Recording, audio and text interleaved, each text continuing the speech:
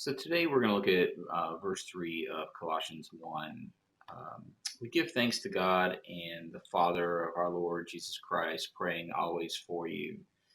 Um, we're only going to look at two words today, and that is really the phrase we give thanks as well as praying.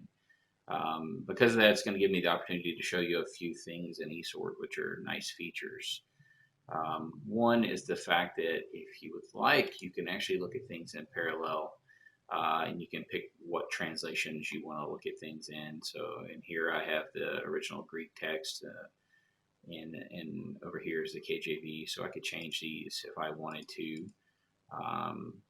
say maybe the LITV, or if you want to look at two English texts, you can do that as well. So the first word we give thanks is Eucharistio, which has the prefix of "you" and comes from "kritamai," which ultimately comes from "charis," which we saw in verse 2, and that's the word we get grace from, that unmerited favor. "You" is a prefix that just means good or well. Now, if you want to unpack things yourself, there's a simple tool to do that here. You can look in the dictionary, and it's going to give you related words. And if you follow the rabbit trail far enough, you'll get all the way back down to the original root word here.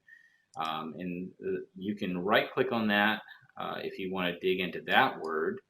It's just a right-click and then a left-click.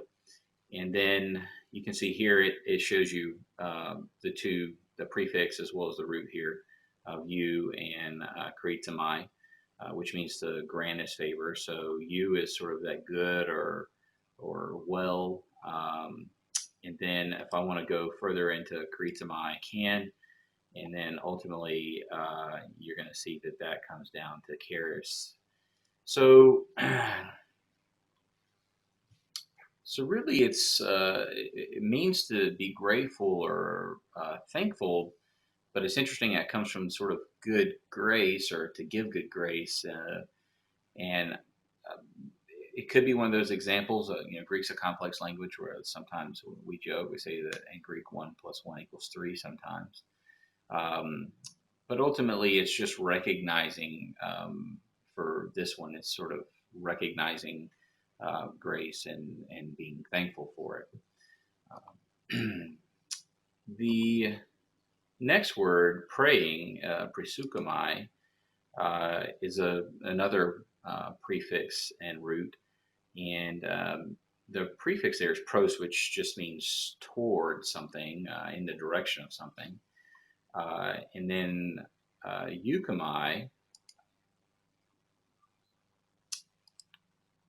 is to pray or wish for something.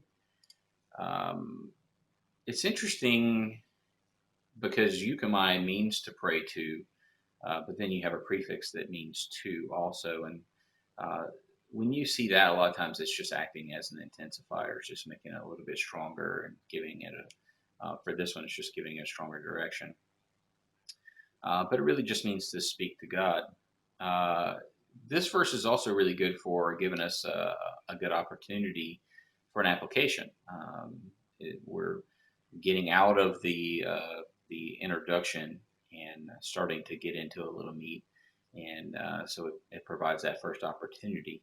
So here we can see in verse 4, which we'll look at next time, that Paul has seen evidence of their faith.